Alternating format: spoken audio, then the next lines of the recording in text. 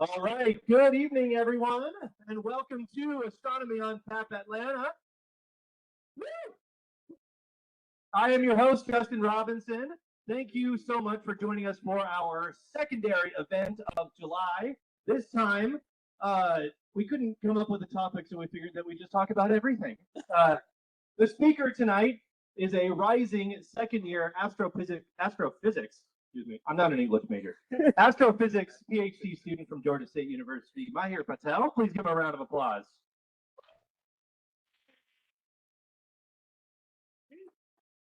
Mahir conducts research on red giant stars in open clusters with Dr. Russell White, who's given a talk here before at Three Taverns. That has absolutely nothing to do with Mahir's research tonight. So he's going to be talking about a speed run starting from the Big Bang and going to exactly what you're doing right now. So without further ado, please give a hand to Mahir.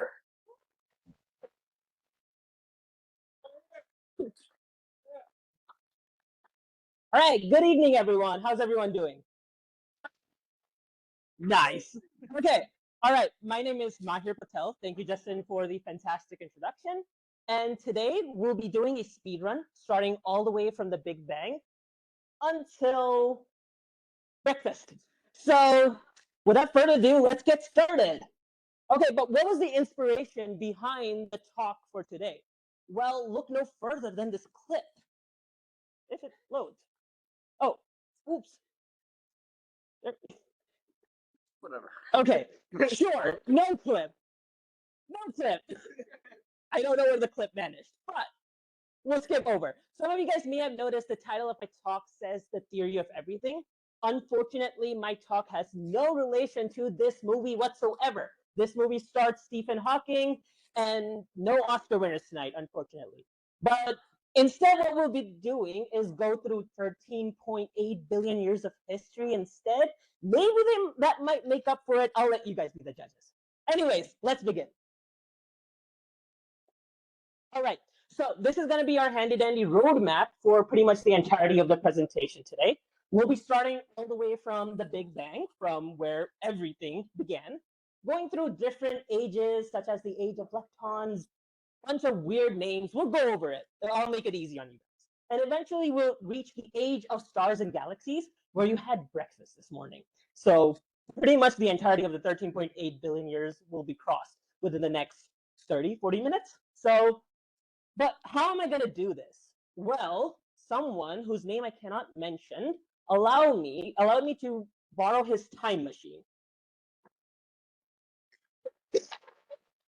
So please welcome the TARDIS.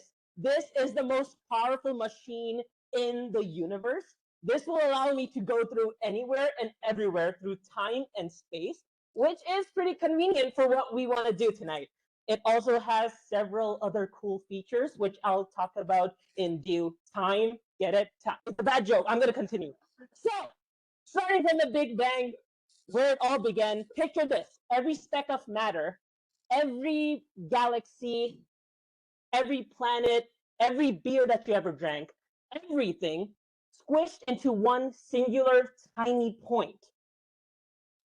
And this point was not sitting somewhere in space. Rather, all of space was inside this tiny singular point. And bang, wait, the screen's dark. Okay, what's happening here? Well, the answer is immediately following the Big Bang, we actually have no clue what happened. It's a mystery, and for good reason too, which I'll get into. But all we really know during this time is that the universe is a hot, dense mess. And this all happened 13.8 billion years ago. 13.8 billion years ago. So, what really happened during the universe's opening frame? Why don't we know anything about the universe's opening frame? Well, it has something to do with that time over there. On the top left of the next few, pretty much the entirety of the presentation, you're going to have a time zone, kind of indicating where we are in the timeline itself of the universe. This is going to be a really helpful guide. But this time is actually pretty special. The 0-second mark up until this mark represents something called Planck time. Okay, what is Planck time? before I get into that complicated stuff, let me explain how stupidly small this number is. If you wanted to write this number down, it would look something like this. 0.0000 followed by like 42 zeros and a 1. Okay, that doesn't really make a lot of sense. So instead, think of it this way. You have 1 second, right?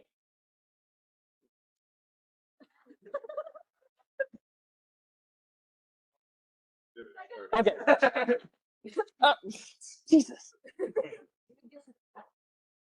Okay, I think it's far from range. All right, I'll be in the center instead. All right, so what happened in this time, take 1 second, right? All right, make 10 million pieces of that 1 second. Got it? Take one of those 10 million pieces and split it into 1 trillion pieces. Okay? Take one of those pieces again and make it into another 1 trillion pieces, and take another one of those pieces and make it into another 1 trillion pieces. Finally, take one of those milliseconds, whatever's left, and you got that time. It's unbelievably small. It's unimaginably small. So yeah, that's all you guys really need to know. So what is Planck time? Well, Planck time is the time it took for the universe to reach 1 Planck length. Okay, I'm just throwing words around here. But 1 Planck length is basically how small we can see until we know what's actually happening in terms of physics and quantum mechanics. Because at a length smaller than the Planck length itself, we need to devise something that would mix our current understanding of physics with quantum mechanics, which is currently not possible. So because of this reason, we actually have no clue what happened with the universe starting from the very beginning up until this point in time. That's why all we really know is that the universe is a hot, dense mess. Okay, moving on. So how about we move on to a period where we actually know a little bit more? So let's move on to the age of inflation. Okay. So during the age of inflation, to understand this, you guys really need some background information. Do we have any guesses of what are the 4 fundamental forces of the universe? These are, you can try and guess one. What is one of them? Electromagnetism, good. We have one. Any other guesses? Not gas. Gravity, good. The strong force, great. One more. Awesome. Okay, so these 4 forces.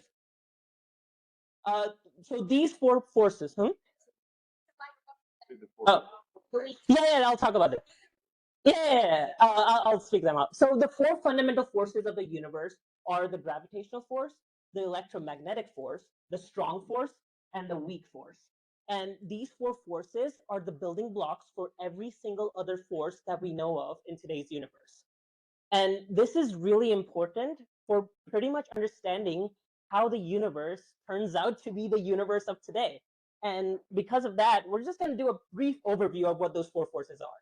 Starting from the gravitational force. This is the reason why you and I are standing on Earth right now, or the reason why the moon is going around the Earth is going around the sun is going around the Milky Way galaxy, other dwarf galaxies are going around the Milky Way galaxy, so on and so forth. So that kind of sounds like gravity has an almost infinite reach. And that is almost true, actually. That's not too far from the truth. So you guys might have heard in science fiction movies and TV shows that people like to coin the term zero gravity. I hate to break it to you, but that's fake. There's no such thing as zero gravity. Wherever you are in space, you're going to have some sort of force acting upon you, which is kind of cool, but that also means that your force is going to be really weak. And that's true. Of the 4 fundamental forces, the gravitational force is the weakest of the 4 forces. So when you're trying to zoom into like the atomic range where we see atoms and stuff like that, gravitational force is not going to be as strong. And instead, the rest of the 3 forces come into play there. So next up on the list, we have the electromagnetic force. This force is responsible for basically the electron going around the proton. Okay, what's happening here? Well, all of us, every one of us, everyone on this planet, everything in this universe is made of atoms. Different types of atoms, but they're made of atoms. And these atoms have a central nucleus. So the central nucleus, which is basically the center of an atom, is made up of a certain number of protons and neutrons. Basically, think of it this way. An atom is made up of three fundamental parts: the proton, the neutron, and the electron. And a certain configuration of these three makes up a certain element. So this is an example of a hydrogen atom, with the proton in the center and the electron going around the proton. Now, gravity is too weak to work here, so something else needs to come in and do the job for gravity. And that's where the electromagnetic force comes in handy. It's like a billion times stronger than gravity itself. And this is the force that's responsible for charging your phone or making the rainbow colorful, and so on and so forth. But if we zoom in even further and look into the nucleus, remember, I said that the nucleus, or the center of an atom, is made up of protons and neutrons. These protons and neutrons are held together with the help of another type of force, which is known as the strong force. So remember gravity being kind of weak? You can consider gravity as the cosmic Velcro. If gravity is a cosmic Velcro, the strong force is technically the cosmic Gorilla Glue. It's really, really strong. And this is the reason why these protons and neutrons are able to stick to one another without flying away and disintegrating the entirety of the atom itself. And furthermore, to make things even more complicated, these protons and neutrons are made up of even more subatomic particles known as quarks. Okay, so these quarks sound a little confusing, but don't worry. Let me try and walk you through it. So protons are made up of two quarks called up quarks. Up quarks are generally the higher charge, or like more energetic quarks, and one down quark, which is a less energetic quark. You can think of it that way. So a proton is made up of two up quarks and one down quark, while a neutron is made up of two down quarks and one up quark. So in the end, the proton comes out to be a little more energetic than the neutron itself. So what the strong force does, it attaches these quarks together so that the neutron actually, or the proton, doesn't break away. So the proton stays a proton and doesn't become, well, parts of a proton instead. So that's what the strong force is responsible. But the reason I bring up quarks is because this next force plays a massive role in changing these quarks. What does that mean? Well, the weak force, as one of you guys had mentioned, was that hello? Oh. The weak force changes one of the up quarks to a down quark, or one of the down quarks to an up quark. Okay, how is that helpful? If you remember from high school chemistry, we have something called the periodic table. This makes up every single element that we know of in the universe. And there's 118 different elements. Each one of these elements has a different number of protons. So let's say we have hydrogen. Hydrogen has one proton, or oxygen, which has 8 protons. So similarly, each and every element has a different number of protons, which defines the element itself. So what the weak force helps in, it transforms one of the neutrons into a proton because it switches one of the quarks. So it changes one of the up quarks to a down quark. So then you'll have 2 down quarks and 1 up quark, which is a neutron. So the weak force is responsible for changing these neutrons into protons and protons into neutrons, which basically makes up every single element on that periodic table, which is pretty cool. And without the weak force, chemistry would just be another canceled TV show, unfortunately.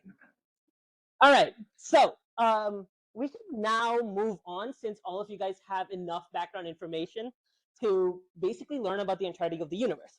So remember the Planck era where I said the only thing that we know of is that the universe was a hot, dense mess? I kind of lied. We know one more thing too, that these 4 forces that I talked about in today's universe, they're all separate forces having no relation to one another. But back when the universe was basically an infant, these four forces was one singular superforce, which we call the superforce. But by the time we reach the gut era, the time range for the gut era is 10 to the negative 43 to 10 to the negative 38. Again, these are stupidly small numbers. We're not going to worry too much about them. But, and also I promise no gruesome jokes because it says gut. Okay. Anyways, so in the gut era, the temperature of the universe has dropped just enough so that, oh, actually, GUT stands for Grand Unified Theory with Grand Unified Theory. It sounds really epic, which is the reason why I had to put it in Star Wars font, but that's a different story. So the four forces that were there, we had the strong force, the weak force, the electromagnetic force, and the strong force, weak force, and the gravitational force, right? So during the Planck era, all four forces were one singular force. But during the gut era, one of the forces split out, and that was gravity. Gravity finally split out from the four forces, and now the universe has two fundamental forces instead of one: gravity and its counterpart, the gut force. The temperature of the universe during this time was 10 to the 29th degrees Fahrenheit. That is 1 followed by 29 zeros, or in other words, 100,000 trillion Fahrenheit. Unimaginably hot, hotter than anything in this universe, but it's cool enough so that the four forces are not one super force. Instead, it's two forces, the gut force and gravity. Next up, we have the period of inflation. Finally, I had teased you guys about this 10 minutes ago, and I gave a huge background instead. Sorry about that. But we'll be going through this quickly now. The universe finally hits the turbo button. What do I mean by that? Well, once gravity actually split out from this superforce during the gut era, the universe was able to expand at a rate faster than the speed of light itself. This is, I don't know how that works because we don't know how that works, but the universe managed to do that. And a good way to think of this is this way. Imagine you have a single proton, and the proton is a subatomic particle, so smaller than an atom, reaching the size of the Milky Way galaxy in less time than it takes for you to blink. Probably even less than that, and the speed is probably even more than that, which is crazy. Another way to think about it is using a balloon. So think of it this way. Before the period of inflation actually started, the universe was pretty irregular, kind of wrinkly and ew. But once the period of inflation actually begins, I'll blow this up.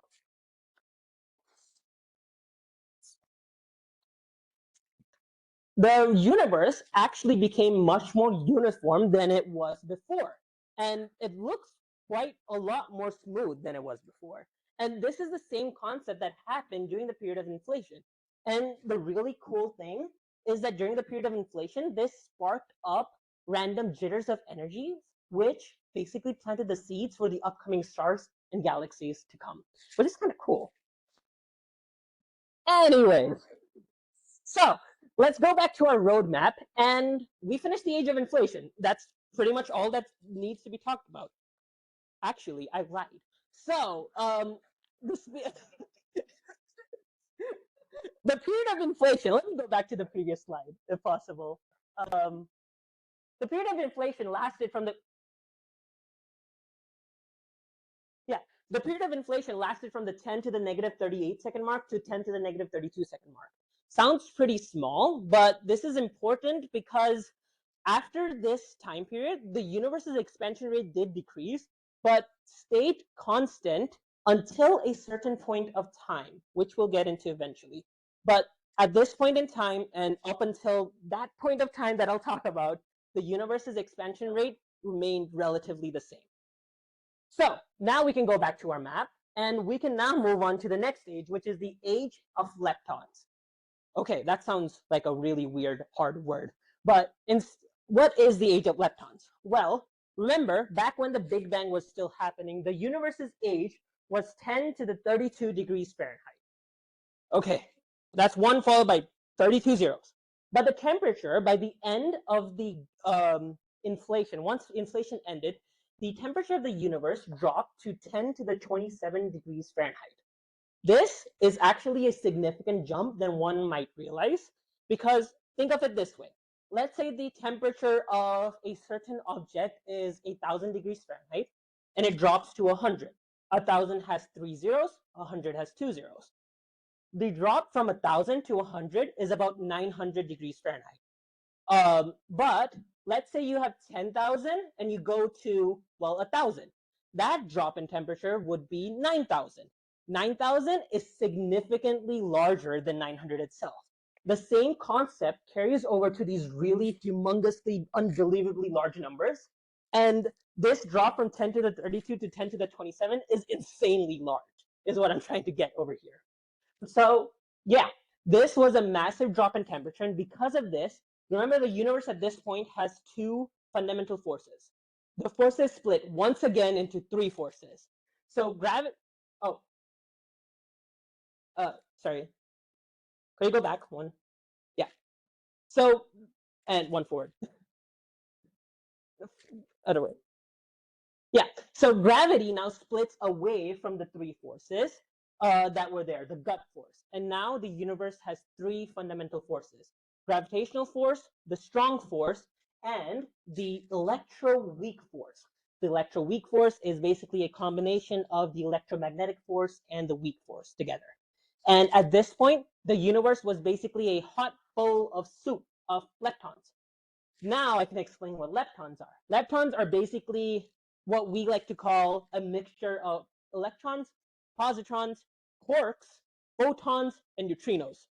That sounds like a lot of big words, and it kind of is. It's really confusing. I hated it when I first did this. But this is what builds up everything in this universe, which we'll soon see. But eventually, by the end of the age of leptons, the temperature of the universe dropped to 10 to the 15th. That is about a quadrillion Fahrenheit. Again, really, really big, more hotter than the core of the sun, for example, even hotter than that, much hotter than that. But yeah, so, but once the temperature hit 10 to the 15 degrees Celsius or Fahrenheit, the electroweak force now split, and the universe now has four fundamental forces and remain the same way up until today. All right, we can go back to our map again, and we just finished the age of leptons.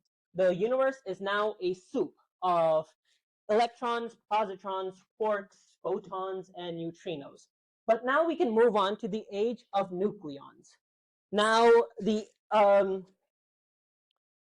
Avengers were unfortunately not able to help out the universe during this time. But instead, what we had were protons and neutrons. So remember the quarks that were present, and the electrons and the positrons and the photons that were present during the previous era, the soup.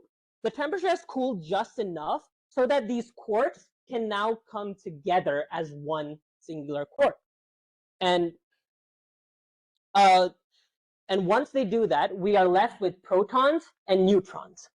But unfortunately, whenever these protons and neutrons are produced, something called a antiproton is also produced. This, unfortunately, is really bad for the universe, and that's where the Avengers of the universe from the past time come into play. Now, every time, basically the idea is a proton and an antiproton cannot exist at the same time.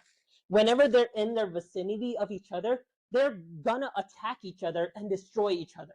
So all three of them won't exist anymore. And unfortunately, that kept happening and happening throughout this period, from the 1 microsecond, which is 10 to the -6, to 1 millisecond, which is 10 to the -3. And after that, all matter got destroyed, and the universe is a simulation. The end. I'm kidding, but this is where a nice plot twist comes in, and the Avengers actually play a major role, is that 1 in a billion protons survived, because 1 in a billion pairs, an antiproton is not produced. And that's what makes up all of matter today, which actually, if we think about it, that's insane, because the chances of us being here is absolutely crazy because it's been playing a role since the beginning of time itself, which is whew. But yeah, and along with these so in the end, we were just left with protons and neutrons with electrons as well. Remember, there's also positrons, and the same concept happens with these electrons and positrons. The positrons attack the electrons, and most electrons just die. But 1 in a billion electrons also survive, and the universe is made up of those leftovers. So yeah, we can come back to our map again, and that basically marked the end of the age of nucleons. And we can move on to the age of nucleosynthesis. This name might be familiar to some of you guys. Also, have a look at the time. It's 1 millisecond, and I've been talking for a very long time. So that's why our TARDIS is pretty impressive if you actually think about it. Because every time we go to a certain period, the TARDIS pauses time for us to sit back, relax, and enjoy and figure out what the hell is happening in each era.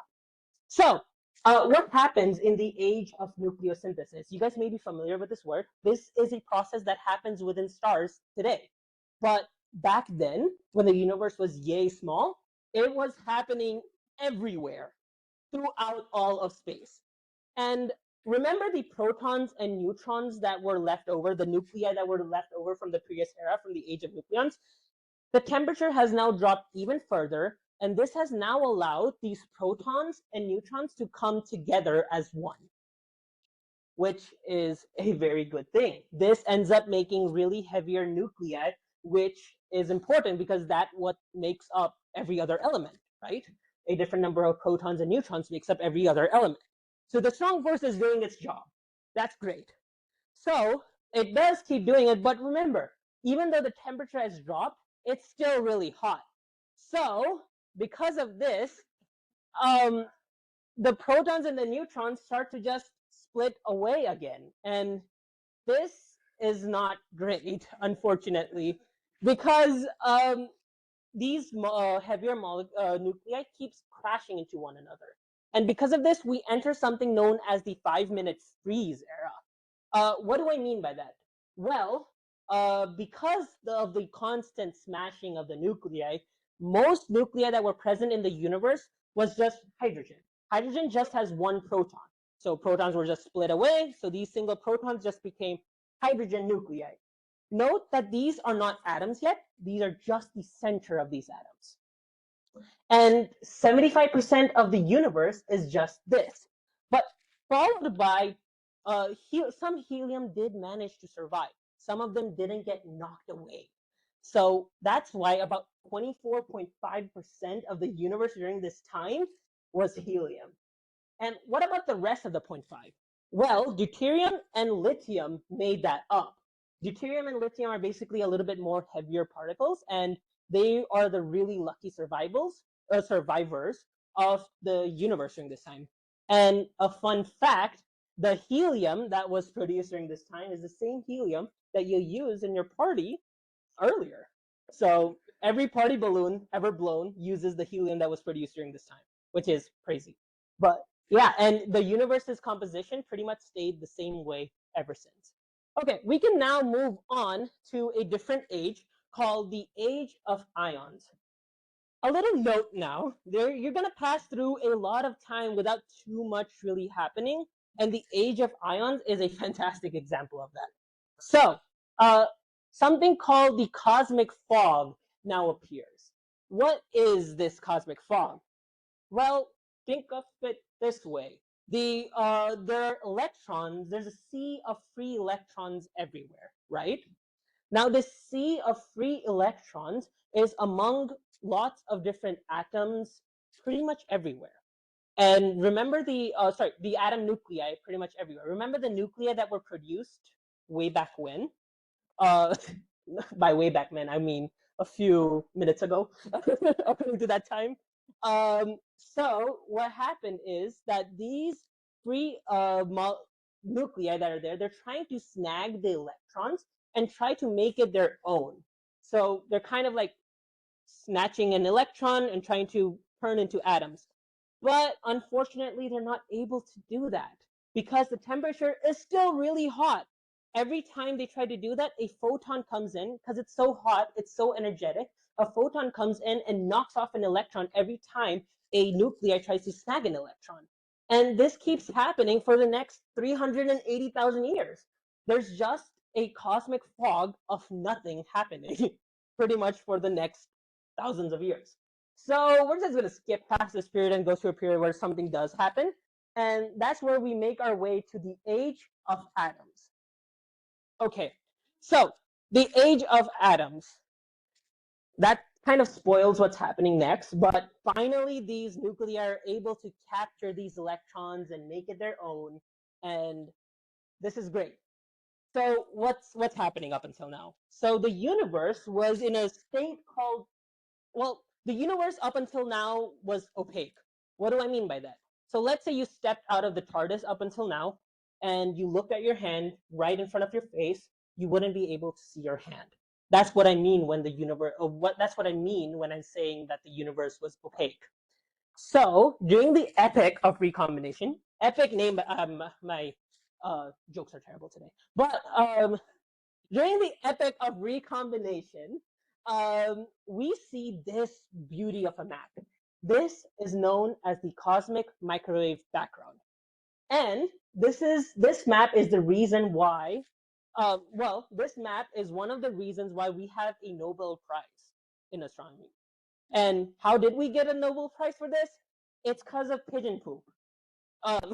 Sounds really random. It's probably the only time in history that this will ever happen. But what happened was two great astronomers were studying a nearby galaxy in the space between these galaxies around 60 or so odd years ago.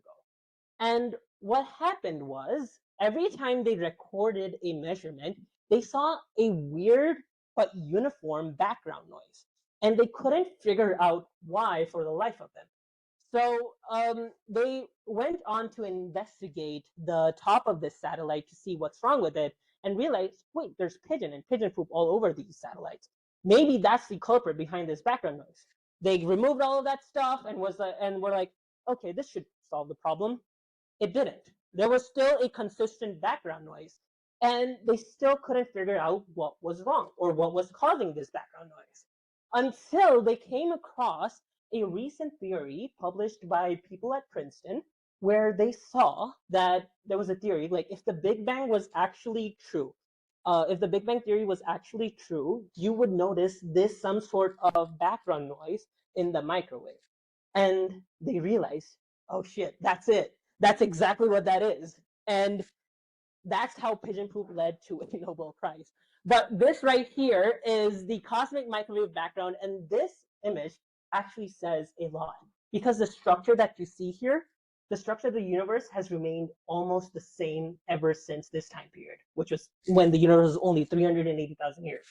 So you'll see some red regions and blue regions over here. The blue regions are colder, more denser regions, while the redder are the hotter or warmer and less dense regions. Now, these blue regions are more denser, and these ended up creating the first stars and galaxy and lots of galactic structures and webs throughout the universe, while the red structures form something called voids throughout the universe, which is basically areas of empty space, which is kind of cool because it's remained the same. And this proves the uniformity of the universe, which was an amazing discovery back then, and it changed our idea of cosmology. But the epoch of recombination did make the universe transparent, but not for too long. I promise we've not reached 5th century Western Europe. Instead, we are in the predecessor of the Dark Ages. This is the universe's Dark Ages. So, the cosmic fog had lifted and it made the universe transparent. We were able to see light travel, but not for too long because these guys came into play, the hydrogen molecules. These hydrogen molecules are pretty big and pretty strong, and they block off most of the light. So instead, what you ended up having was clumps of areas where you had like a little bit of light, followed by areas that light couldn't travel at all, really dense regions. And that's pretty much how the universe was for pretty much the next 150 million years. So we basically entered the dark ages, quite literally, of the universe. So the universe at this point was just hydrogen atoms, helium atoms, a little bit of sprinkles of lithium and deuterium. And that's pretty much it. But finally, we can move on and get close to the finish line. We are now at the age of stars and galaxies, almost time for breakfast. So, the first light, the first stars had finally started to appear in the 150,000 year mark. This is a artist rendition of the galaxy. And over here, you can see stars surrounded by this reddish region. Remember the dark region I was talking about where you can't see anything? That's what this red region is representing. And the stars are massive here. So the hydrogen atoms and the helium atoms are starting to come together. They're clumping together during the dark ages in these pockets of space where there was not a lot of other stuff. And within these pockets of space, these stars started to grow massively. These stars are almost 300 times the mass of the sun, maybe even bigger than that. And the reason they can get this big compared to the stars that we have today, which don't exceed more than 200 times the mass of the sun, the reason they're so big is because they have no heavy elements. Remember, the universe is only 75% hydrogen and 25% helium with sprinkles of lithium and deuterium here and there. And yeah, there's no heavier elements than those four, which are probably the lightest elements in the periodic table. But yeah, so these stars started to form, and unfortunately, not a lot happened until we hit the period of reionization. And this lasted until the billion year mark. So all the stars that you saw can be seen over here. Each blob, yellow blob that you see here is a star, surrounded by the dense dark space, the red ones, the red thing in the picture that you saw. And what happens is that these stars emit UV rays. Why is UV rays important? This UV rays helps ionize the dense gas that's surrounding them. This dense gas is made up of primarily hydrogen atoms, which is blocking the light, remember? So what's happening is the UV rays are ionizing these hydrogen atoms, where the hydrogen atom splits into a proton and an electron, clearing out everything. And now you're just left with pretty much the entirety of the galaxies and stars everywhere, which is what you saw in that simulation, which was pretty cool. And that's what happened during the period of reionization. This simulation was produced by people at Harvard and MIT by the Tesson team, which was a pretty cool simulation, and I had to include it here. So by the 400 million year mark, the first galaxies had now started to form. What this meant was these stars now finally started to clump together. This was still during the reionization period when the universe was still trying to clear out the dense gas around the stars. But these stars and galaxies, these stars tried to clump together and basically form the first galaxies. And for the next few billion years, not much happened. By the 9 billion year mark, our very own solar system is now forming. This is an artist rendition of what that might have looked like with our sun, which is a protostar. It's still a baby that's in the middle, surrounded by lots of gas and dust, which eventually makes up the planets, dwarf planets, asteroids, and a bunch of other stuff within the solar system. By the 10 billion year mark, a new culprit emerges that we actually don't know what it is, something known as dark energy. So what happens during this period? Well, up until the 10 billion year mark, the universe's expansion rate was pretty much constant after the period of inflation. But around this time, for some reason, the universe's expansion actually accelerated for some reason. And we blame dark energy for this. We don't know what dark energy is or why it started at 10 billion year mark specifically, or what else can we do with it. We don't even know if it's actually even real. It's still theoretical. But the reason why we know that the universe is actually accelerating was because 27 years ago, there were a group of astronomers that were looking at a not nearby supernova explosion in a faraway galaxy. And this specific supernova got dimmer over time, which was odd because this wouldn't have happened unless the universe's expansion rate was faster than what we had initially thought, where we realized that, wait, the universe is actually accelerating its expansion rather than going at a constant rate. But other than that, we don't know a lot about dark energy at all, and it's still as much of a mystery as it was 27 years ago, and research is still ongoing about this. But around the same time, life on Earth finally begins with the first protozoas appearing, followed by these sea creatures. Eventually, the amphibians, the dinosaurs had finally appeared, followed by mankind appearing and the dinosaurs dying, and eventually us overlooking our beautiful infrastructure and technology. So yeah, okay. Now let's kind of review of what we've been doing. We reached almost towards the end. I think the best way to do this is to put the entire year into a single cosmic year. So let's say you have the entirety of the 13.8 billion years of history into just one cosmic year. How would that look like? So let's say January 1st is when the Big Bang started. We already formed the cosmic microwave background and the first atoms by January 1st. The day hasn't even ended. But throughout the month of January, the first stars started to be born. Reionization happened. The first galaxies started to born, and eventually we hit February. February 1st is where we see stars coming together as star clusters. This right here is an example of the M2 star cluster. The M2 star cluster is called a globular cluster. We think globular clusters are the oldest star clusters in the universe, and we believe that they had started to form around the 1 billion year mark, which is about 1st February on the cosmic calendar. If we move on to March, on March 2nd, remember the universe is still expanding. It has not stopped expanding. So back then, when the universe was about 2 billion years old, it's still small. So galaxies are relatively much more closer to each other than they are today. So you see a lot of galactic collisions. This is an example of a galactic collision about, I think, 12 billion light years away. So yeah, that was pretty cool. But throughout the months of April, May, June, July, and August, not much happens. Just stars are being born and stars are dying over and over and over again. But this is really important because this is what makes up the heavier elements in all of the universe.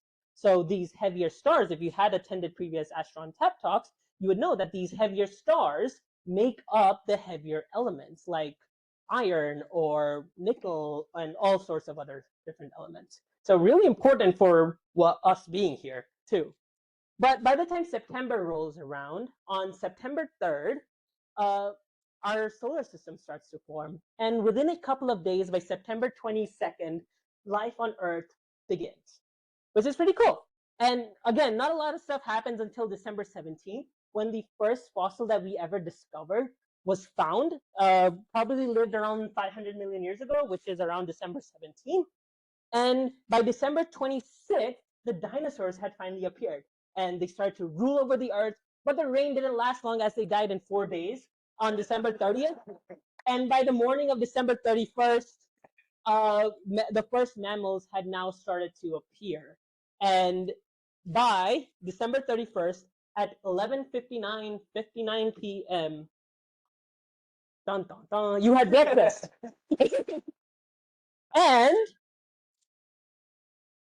1 year from now,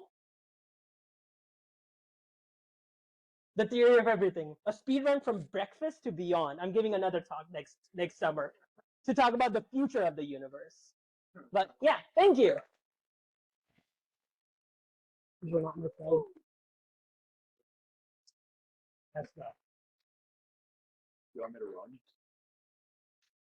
Who has questions for Mahir?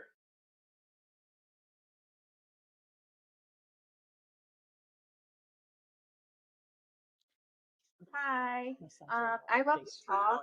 I might be a bit outdated with this information, but I thought that it was hard to get a unified field theory of like forces.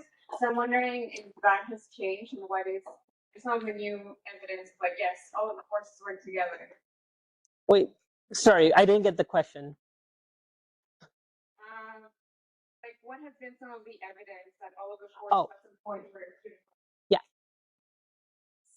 You were worried about the question. Yeah. All right. So a lot of the evidence of all of this stuff that I talked about is again theoretical. We don't know this as a fact.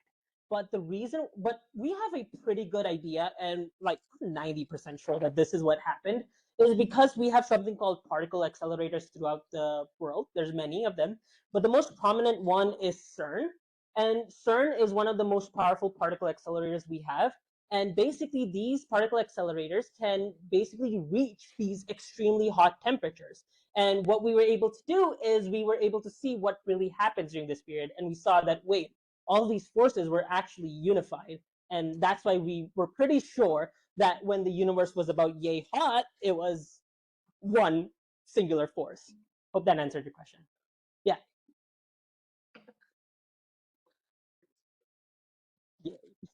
What's your favorite space movie?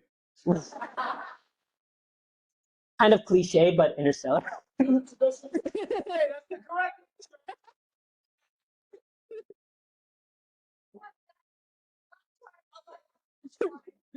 Hello. Hi. Your talk was awesome. Thank you. I have two questions, or three questions, but they're Yes. all very kind of silly. Yeah. What would happen when protons and antiprotons fight? Like, do we know what it looks like? Why did we call it the cosmic fog? Do we know what the cosmic fog? Like, can we guess what it looks like? I'm delighted. Okay. Well, I don't think we call it the cosmic fog. I call it the cosmic fog, but no. So we do know what happens when a proton and an antiproton kind of come together. It releases something called gamma rays, which is a huge high energy burst of energy pretty much everywhere whenever a proton and an antiproton actually collide. But I don't think that we've actually done an experiment with antiprotons and protons. I know we've done it for positrons and electrons, but and positons and electrons do emit a lot of energy, but not as much as we believe protons and antiprotons to have done. So, Yeah. Did you get a couple more? No, it was just normal. Oh. Hey, Mahir, thank you so much for the presentation. It's Nope. super interesting to learn about all your research. My quick question, during the age of inflation, you were saying that everything expanded quicker than the speed of light, and my proddy question is to say, is there any guess as to how that could happen? You said there's no explanation, but is there any agreed consensus of a thought of a guess, or would you be able to wager a guess yourself? You're not able to answer that question. You're not allowed to. You want to take this one? I can try. Good. So, okay, so the period of inflation followed right after gravity had split from the one super force that we had, so into the gravitational force and the gut force. And this is what ignited the period of inflation. I don't know what the consensus is, but if I had to guess, what probably happened is since gravity had actually split from this force, it was actually doing its thing. Because gravity, again, as I had said, gravity has a very big range.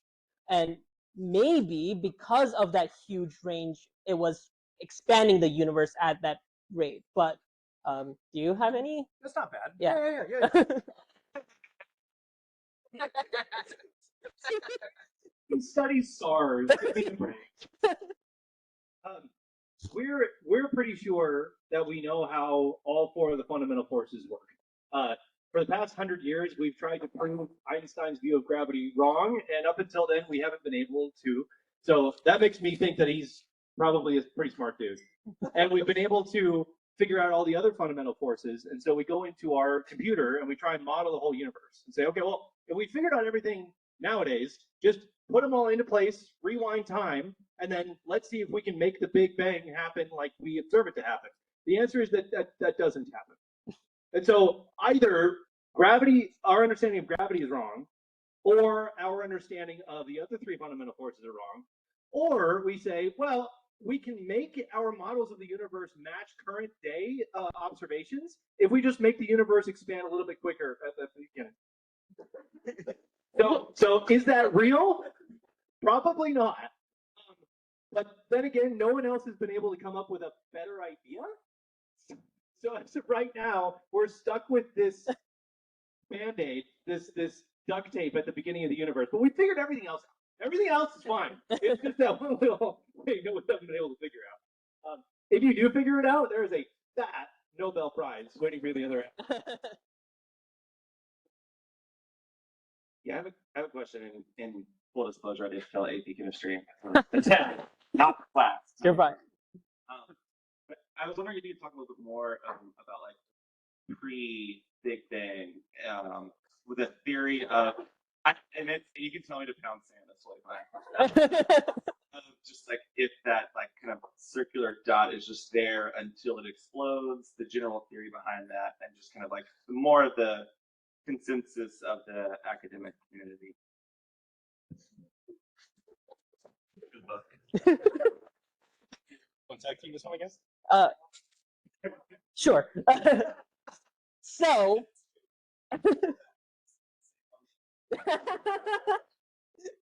okay, let's see. Pre-Big Bang. Ooh, it depends on how you think the universe is gonna end up being. Some people theorize that the universe is gonna crunch up like that eventually, come back to a singular point, and then just reset all over again.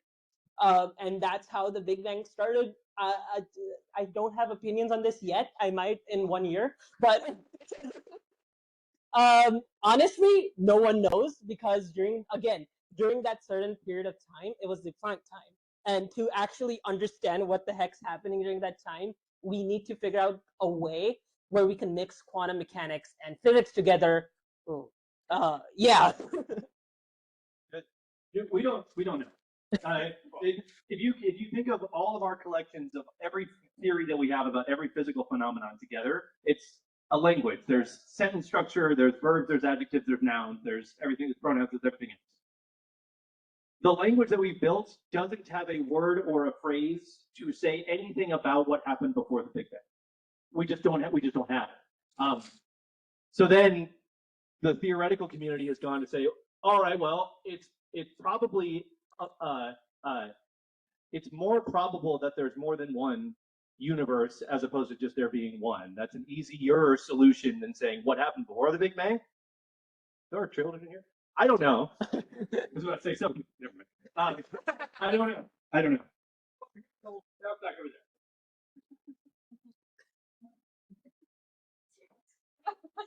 See, I might not need this thing, but I actually have 3 questions for some reason. 2 of them are really weird, and one of them is about the guys who found the pigeon poop. What were their names? I don't remember. I literally just learned about this stuff today, like earlier, because I have an astronomy class, and that's why I'm here in the first place. So I need to ask about the stuff. But the other 2 were about Interstellar. What did you think about the science in there, like with the black hole stuff? And the second one is, where did you get your sense of humor? Because you are so funny. I'll find the names of you guys if you want to answer. Yeah. Names, I remembered them this morning, and I forgot while I was giving this talk. So I called them phenomenal astronomers. But as for Interstellar, I think it's they had some they hired an actual astrophysicist to do Interstellar for like getting that black hole simulation and stuff like that. So I trusted. So yes, it's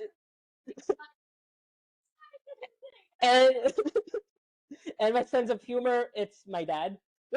I got it from him 100%. No, you're good. Robert Wilson and Arno Penzias. Yes. Alrighty.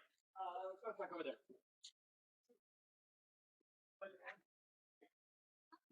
In your opinion, how similar or dissimilar do you think aliens are to humans?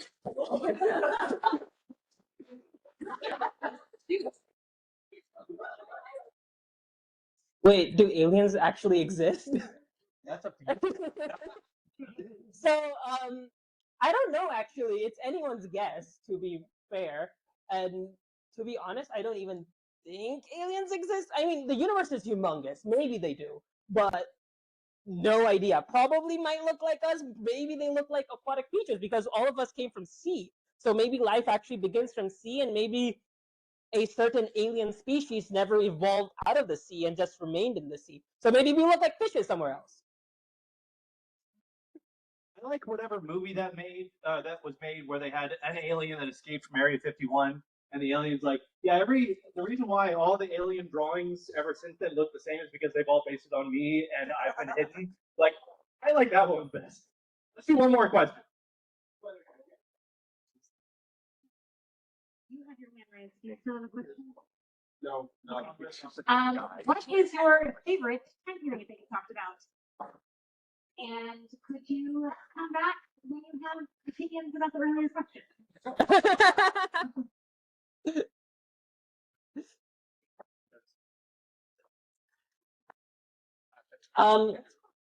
I think it's gonna be the slide that I spend the most time on, which is the age of nucleons, because I tried to find those that Hulk smashing emoji, and it took me a while to do that. But yeah, it's that one. It's the age of nucleons, where the nucleons were the center of these atoms were actually trying to be produced. But I also love the period of inflation because we actually have no clue what caused it to inflate. So a lot of mystery there too. Even the dark energy era, like what caused that. I love all of this stuff. To be fair, that's why I am an astronomer. So, huh? Huh? You want to come back To next year? Oh yeah. Oh yeah. Oh yeah. Until he comes back, everybody please give Mahir one more round of applause.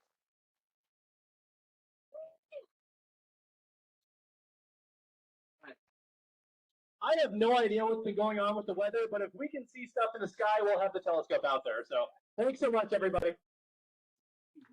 Great. Thank you.